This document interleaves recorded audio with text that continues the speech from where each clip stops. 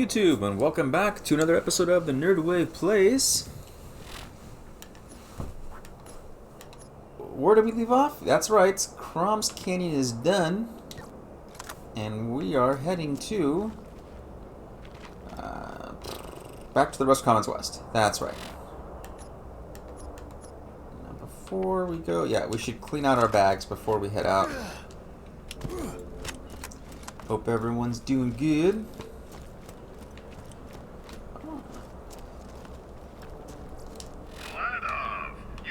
You know, you think with this vending machine that only opens once in a while, that they'd have better stuff in there. No, I know it's random, but ooh, an orange. Well, well, well.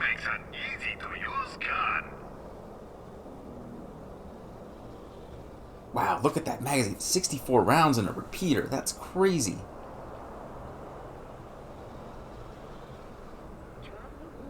It's only a 1x explosion.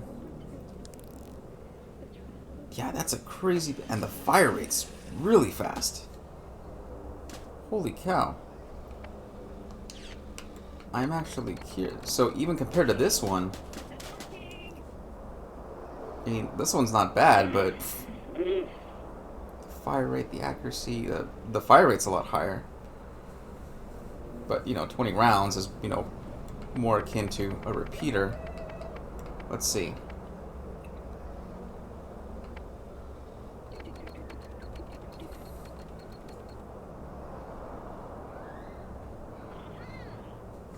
Yeah, it's cool, but it's a lot of money. 47,000. That's more than Hey, you seen my gun? what, 10-12% of the money I have right now. It's hard to seek new opportunities with old equipment. Upgrade now. We'll sell some junk.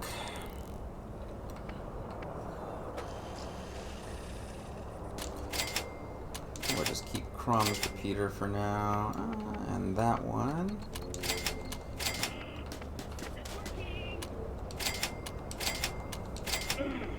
I feel a bit off today because I've been playing my Mordecai for the last couple of days. Like, I want to max him out. Like, you know, I want to get him to max level. Like, I've had him for too long, and, like, I took such a long hiatus from this game. I don't remember why. Just, I have, like, ADHD with games sometimes. It's like, I'll really be into this game, and then I'll really be into something else, and...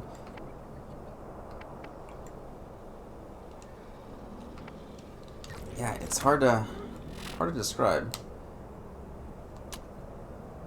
Let's compare these two. Okay, so the SNS sells for more, that's for sure. 3 more points of damage for the SNS. And it fires a bit quicker.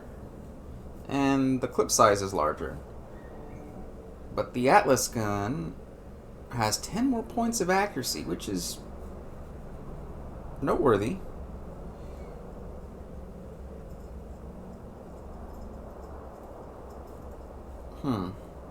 It's also a few levels lower, so it's going to sell for a little less, but I think we'll stick with the SNS. We'll sell the Atlas. Always something new. Visit all our convenient locations.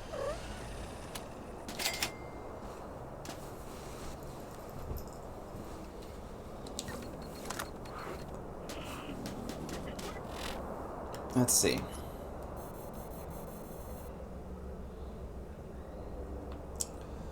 Okay.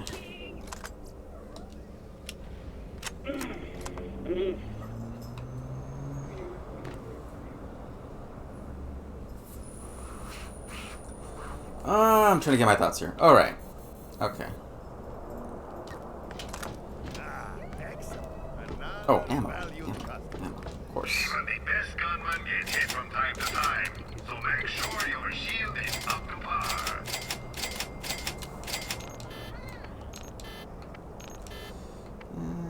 Launcher, shotgun shells, SMG ammo,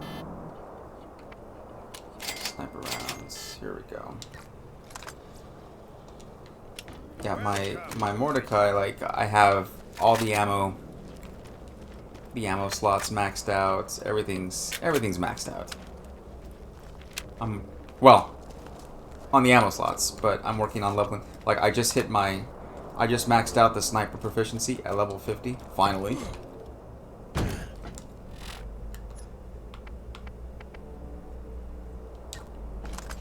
So yeah, nowhere near level 13 on the assault rifle with Roland, so. Oh wait, why are we going this way? We should just use the fast travel. I am all over the place today. Oh boy.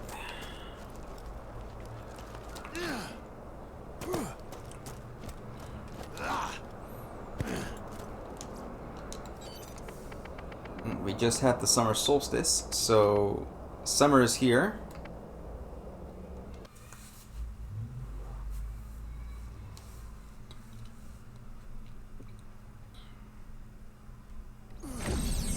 There's a lot more people out and about. Like the kids are out of school, so yeah, it's a lot noisier. And I live across the street from a park, so it can get pretty busy. There's like a park, and they have some baseball diamonds as well. So yeah, it's kind of back to normal for the most part. You know, people come out and about, and we'll just walk it. It's not that far. I remember this time last year, it was a ghost town. Like absolute ghost town.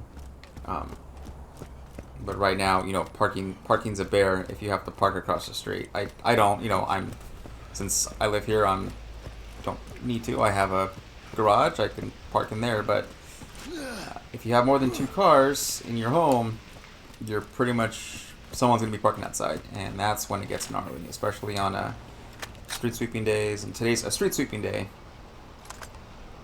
as well, so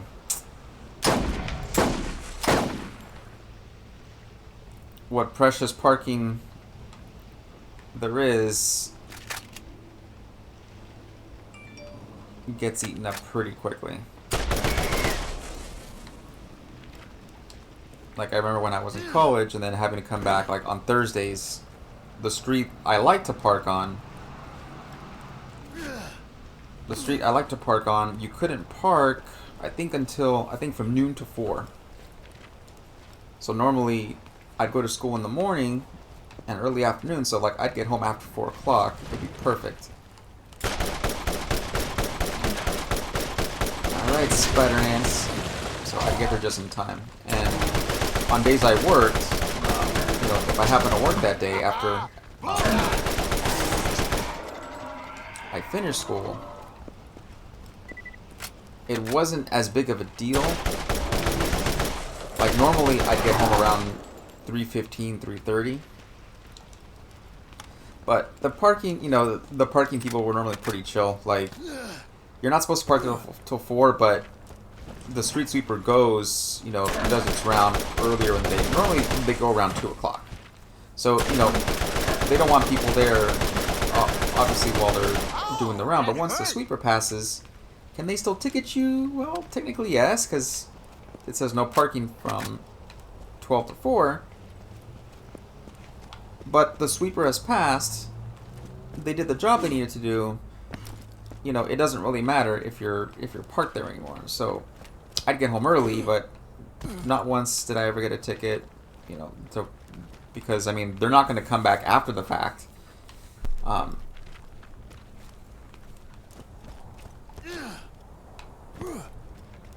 See, actually, that reminds me of a funny story I had. I think I was young. I must have been in my early 20s. And, you know, I had a more hectic schedule than I do now. You know, working part-time, school full-time, and my work schedule wasn't consistent, even though I pretty much worked every weekend all the time. My schedule during the week was always different. Like, it was never, like, I never had the same week 2 weeks in a row. Knock these rats out.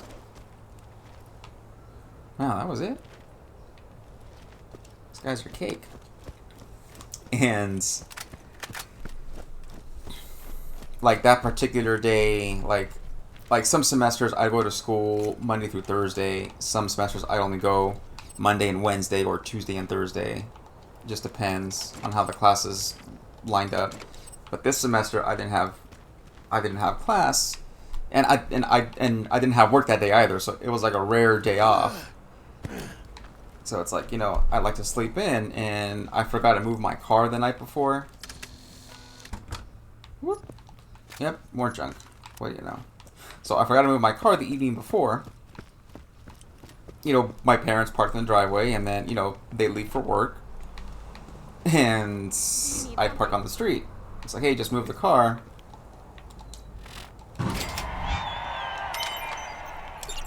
And totally forgot to move my car.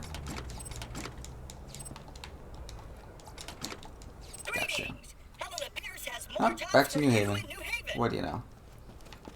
Yeah, so I forgot to move my car, and I'm like, I was waking up. I was like half asleep. Hello. There are new missions available at the middle of nowhere bounty board. And that's when it dawned on me. Is like, as I was waking up, I heard the street sweeper coming, and I instantly knew, like right away. I'm like, oh snap.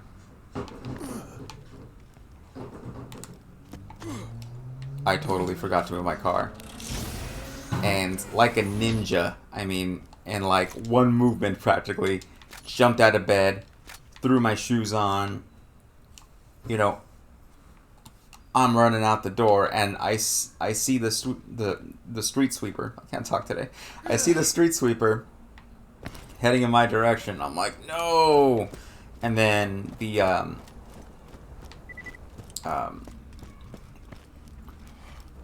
guy who drives around, you know, and writes people's tickets, you know, the parking enforcement, or whatever you want to call it, he was right there. And, like, I'm running toward my car, like, he's parking right behind me. And I'm like, oh, man, like, I'm like, no way. No freaking way. And, like, he looked at me with this, like, face, and, like, he's shaking his head. And I'm like, shit, like, I'm gonna have to pay this ticket. And I mean, it wasn't much because like I had gotten hit with a similar ticket before in like a different city, and it was like $50. I mean, it wasn't a lot of money, but $50 is a lot of money when you're, you know, a broke college kid. Certainly. So it's like it's not a lot of money, but yeah, it's a lot of money. You know, over making an error or being ignorant of the street sweeping schedule. And he just shook his head. He looked at me and he's like, "You better get out of here. You better move it now." And I'm like, "Thank you." Like I remember all I did was like, I hopped in my car and I'm like, I took off and I'm like, where am I gonna go? I'm like, I don't really have anywhere to go right now. I'm like, yeah, I'm kind of hungry. Like, let's go get breakfast. So like, I drove to McDonald's and picked up breakfast, and then I came back, and he was gone, and it was like just so lucky. Like I couldn't just help but think, wow, like I got super lucky. Like I got out there just in the nick of time, because I mean, had I let him write the ticket, you know, he probably wouldn't have torn it up after the fact. He probably would have been like, well, sorry, you know.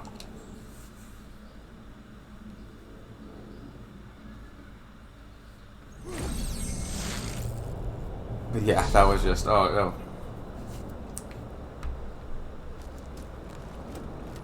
Yeah, nowadays, I mean, if it happened now, I'd be like, the ticket, whatever. They're going to write me a ticket. I'll pay the 50, well, I mean, I don't know what it is now. Oh yeah, it was Helena Pierce. I hope you're avoiding the negative element around here. Here we go. Pick up a couple quests, and then middle of nowhere bounty board. Also had some. Let's check the bounty board here. But I think we knocked them all out. Yeah, see? Tiny board's red. There are new missions available at Nothing. the Nowhere Bounty Board.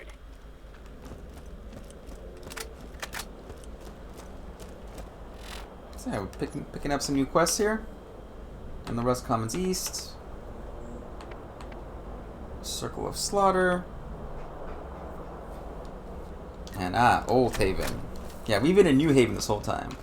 We haven't gone to Old Haven.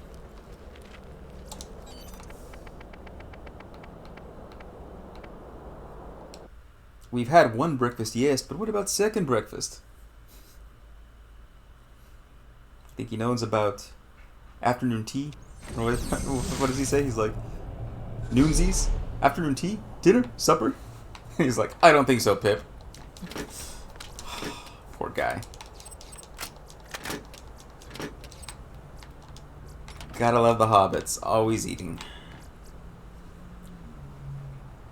Okay.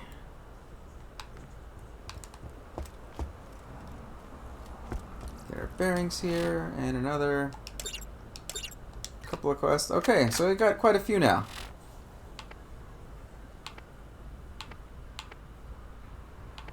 So pretty much all of our quests are in the Rust Commons East.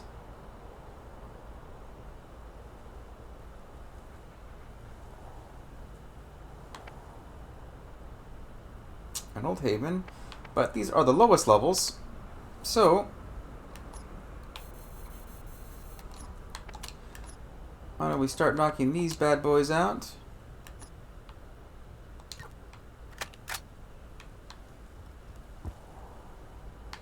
And we'll go from there. You know what? Let's empty the bags while we're here. Top off the ammo. Don't let the lads get the upper hand. Get a better gun today.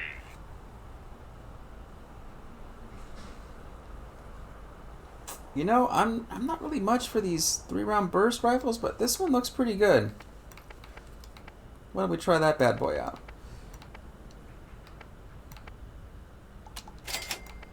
So these junky shotguns. We can't use this anyway.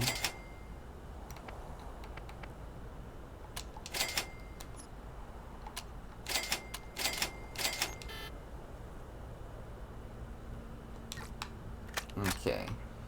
Done and done. Now let's go get her done. Hey, don't be shy now. Come on. Catch a ride. Let's get you rolling. Mounting up. I think it's, yep, that way. Easy peasy.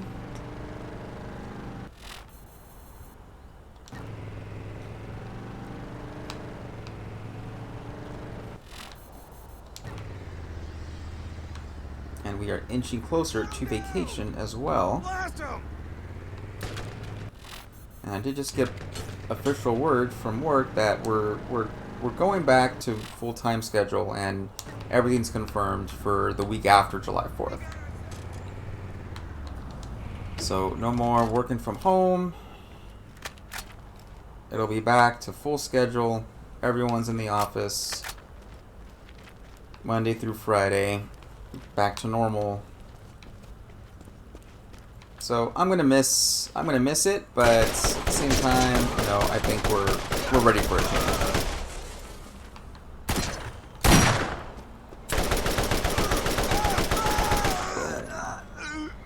I think it'll be a nice change of pace from what has been sort of normal.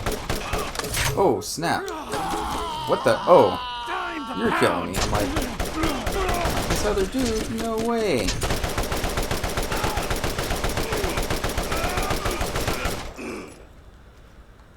Ooh, that was close. There's health files. Okay, we're good. We're alive. Always room What? for more loot. Not today, bud. Not today. Nice try.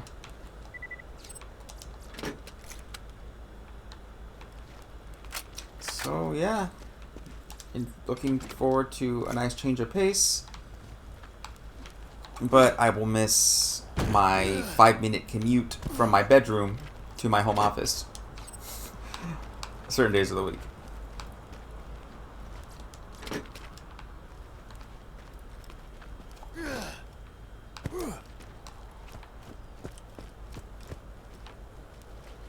My brother works for, let's just say he works in gaming, and like I've been talking to him, and he told me that I think they're pretty much going to be working from home indefinitely, and even if they have to come into the office, it might be like one day a week, once in a while.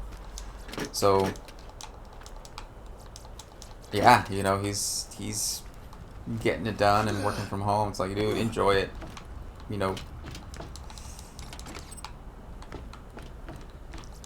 I have some other friends as well who work in different industries, and some of them are going to be getting to work from home. And it's like, that's pretty cool.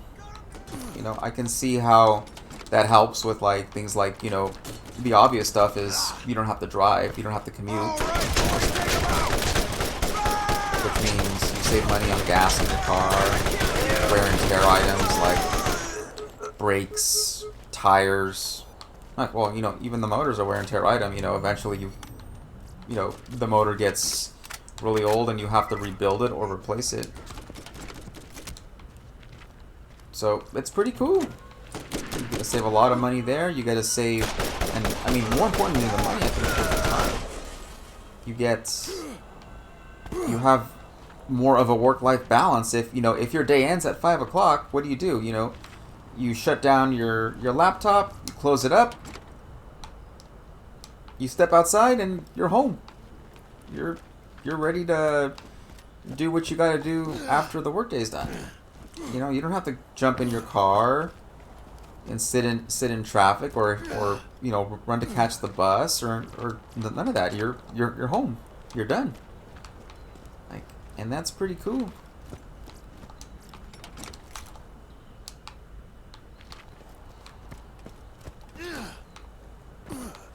And I will miss that, but I'm also kind of looking forward to just a change in life and a change in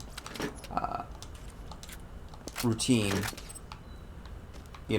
Going back to even if the costs go up, it's like, well, maybe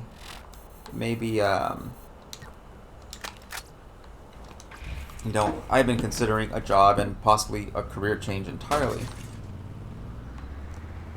The past several months, it's been something I've been kind of thinking about here and again. Maybe this is the right time. I'm not in a rush. I kind of want to be cautious and see how things kind of go moving forward, but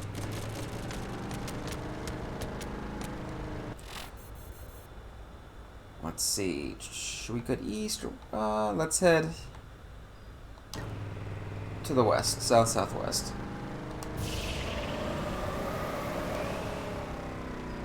So we'll see. We'll see what happens. But surely getting to work from home, getting a gig. Actually, I had a former coworker who put in her, she put her notice in, she quit, I forgot if it wasn't last month or maybe it was earlier this month. She'd been with the company several months, longer than I have, maybe up to a year. And she got a really good offer, kind of out of the blue.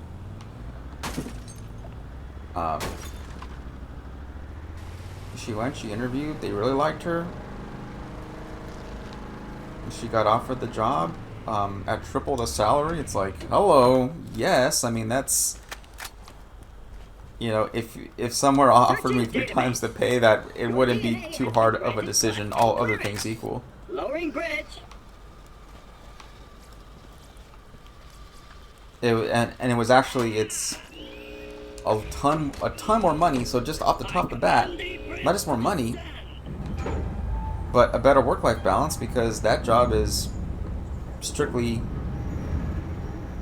working from home all the time, versus this job was a full-time in-office job, and then it went, obviously we were working from home for a while, part-time, and in the office, the other part-time. And there we go, this way to the northwest. They like science as much as I like the idea of music. Music is wasteful and stupid. But now that we're going back, it'd be back to full-time in the office. So yeah, you go from basically a full-time job with a long commute to triple the pay, no commute, better work-life balance. Like that's pretty hard. That's pretty hard to compete. I had a buddy who I helped get a job at, not our company, but a sister company. And, he liked it, it was cool, but he got approached by a big tech company after about a year or so. And, they offered him a lot of money, like a lot of money. But the general manager at the time didn't know, and so he mentioned, hey, I'm putting in my 2 weeks, and they really liked him. He was one of the best hires,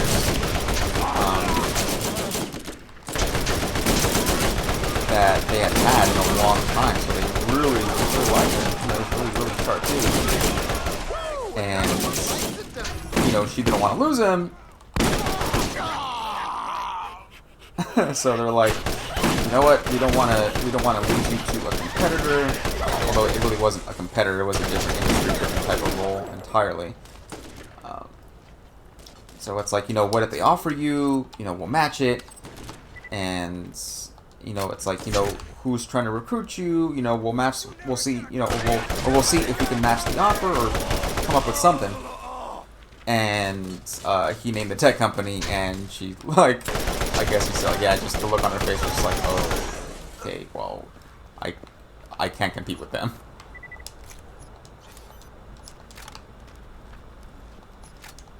So yeah, he got snagged up, but what's funny is like he ended up staying there for a while, but then leaving for a better gig slightly after. So yeah, he moved up really quickly.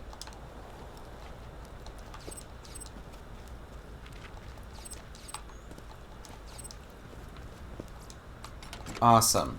Okay. Ammoed up. Yeah, still a nice feeling though, like, my meager contribution helped a friend end up somewhere really, really nice. So it's a good feeling. It's satisfying. On the same token, I'm kind of waiting for my break, my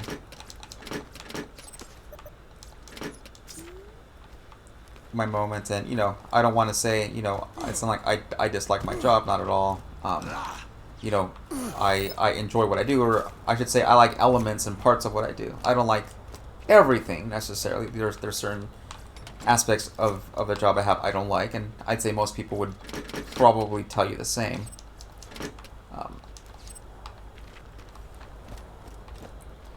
But I'm very grateful to be employed.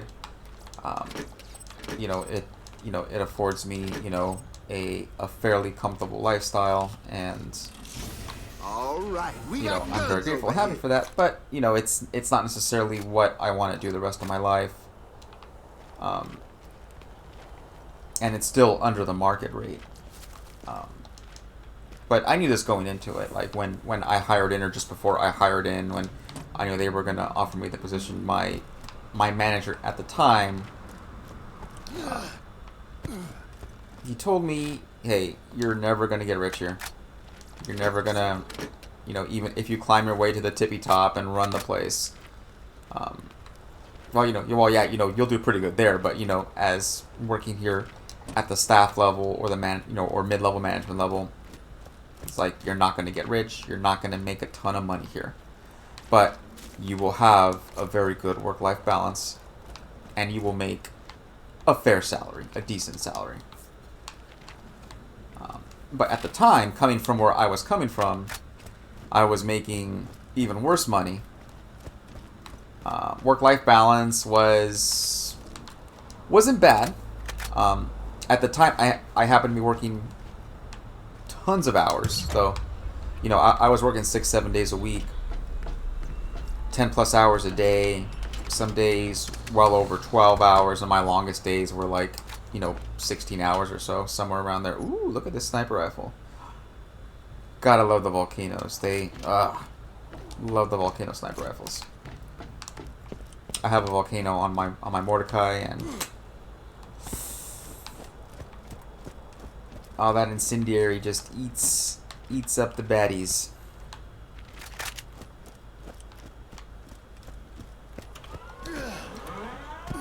So yeah, quest completes. Let's move on to the next one.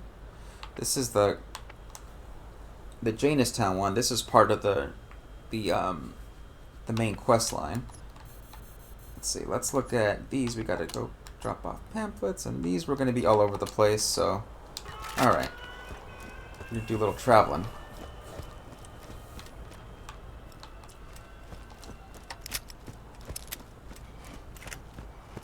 But yeah, you know, based on actually now that I have, you know, that was a long time ago. That was almost 10 years. Yeah, I've been working there just over 9 years. But I got a ton more experience now. And, you know, looking at the market rates for... I don't know if there's anything up here.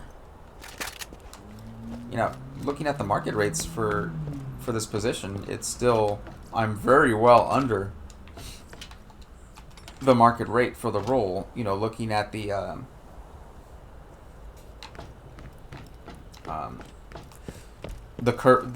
bell curve on the salaries, I'm still in the bottom 25 percentile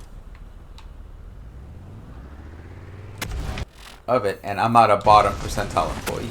You know, I have very good job ratings starting from my very first one with the company, so it's like I'm not a bottom 24% or bottom 25% employee. I should not be making a bottom 25% salary.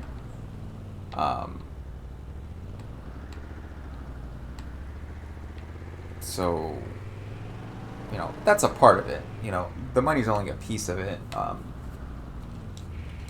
Maybe the work itself, I don't know. I don't know if I want to keep doing what I'm doing. Maybe I'm supposed to be doing something else.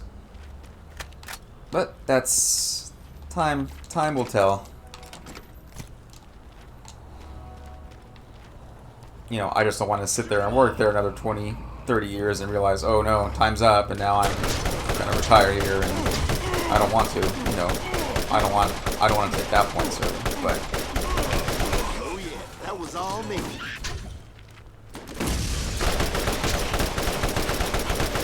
I do want to make some more time to sit and reflect and make a game plan for the future. We'll see. We'll see what the future holds. I have some varying interests, and I have, you know, I guess limited experience in some of these other interests, so it's like, how do we solve that? How do we solve that problem? Or do we even want to make a living out of doing something like that? Because then I don't want it to make it seem like it's a job. Like, where, like, you have to, versus, like, you're just doing it because you love it. Not, like, I'm doing it because I'm getting paid. I don't know. I have interesting thoughts on that, I guess. Like, I had some friends growing up who were really big Disney fans, huge fans of Disney.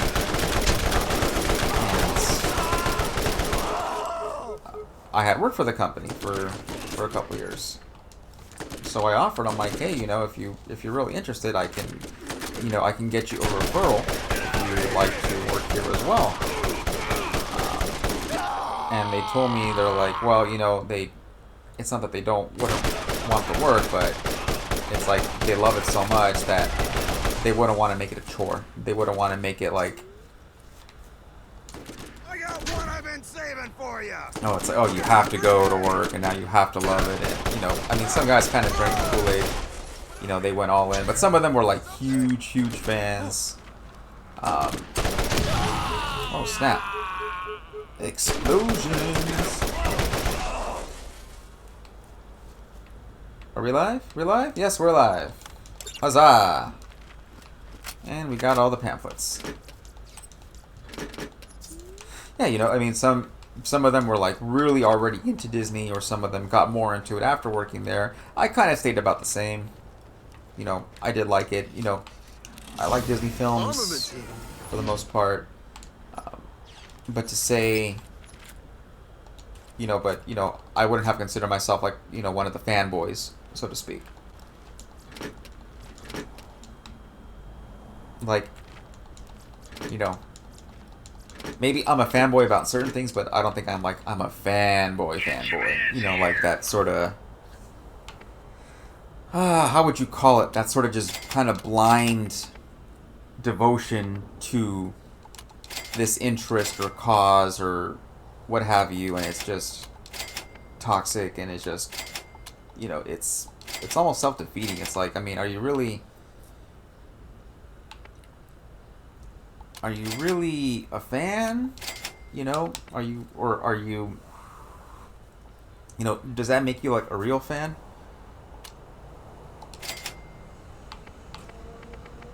You know, some would say yes, and some would say like, you know, even, you know, a true fan can still criticize, you know, problems and things that they get wrong. And I think that holds some weight to it. You know, if you're just, you know, that doesn't make you a fan. It would make you like a zealot, you know, just this blind devotion to something. Like, I think that's dangerous. Like, I don't agree with that type of extremism.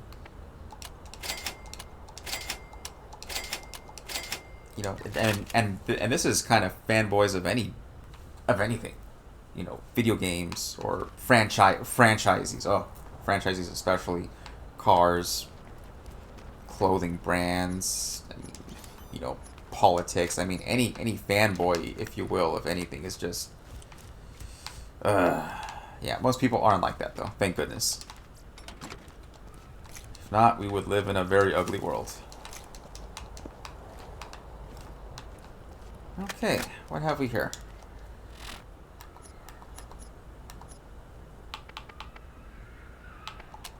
The bug problem. Yeah, I forgot this quest was all in one spot.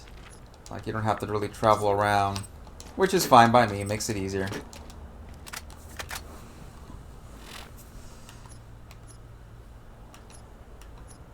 But yeah, you know, we're actually coming up at 37 minutes already. And this one's going to require a lot of running around and heading out. So I think we can leave that for the next episode. For the next episode, we'll take on a bug problem and do the Janestown quest.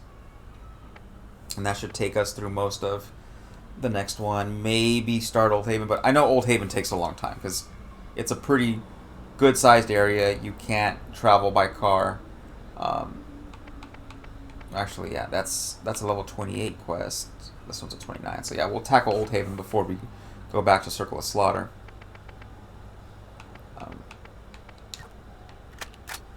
Yeah, let's see. Where are we in relation to everything else?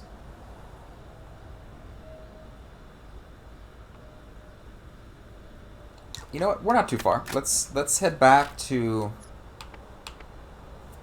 the middle of nowhere bounty board, turn that in, and then we'll head back to New Haven and turn in the quest to Helena.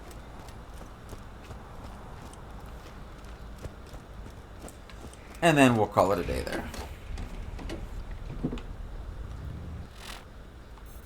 Making some progress. Okay, so looks like we're heading south-southeast.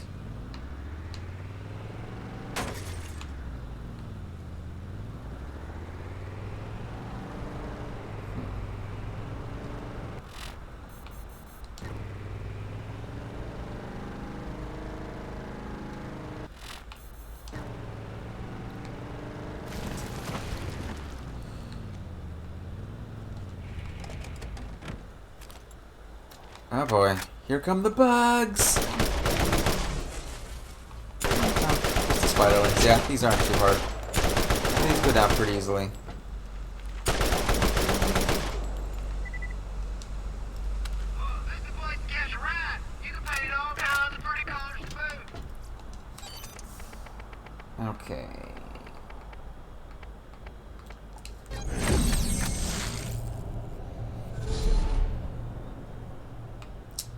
nowhere. Oh, I forgot we were already here.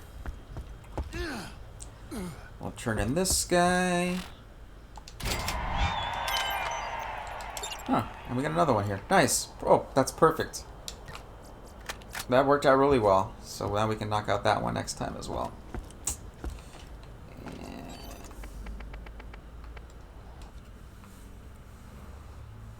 Yeah, so they didn't knock out too many quests, but you know, we're making progress. Some of these take longer, a lot more. They're more spread out.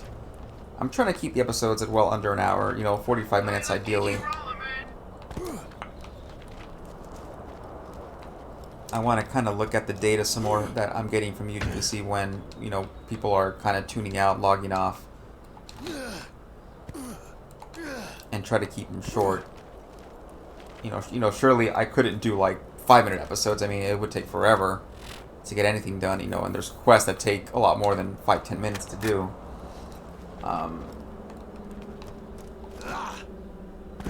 You know, that's if we do this long play, you know, or we do a different type of content. What can I do for you? Okay. And we're well on our way to level 30. 3 bars to level 30. And since most of these quests are... Actually, all these quests are green.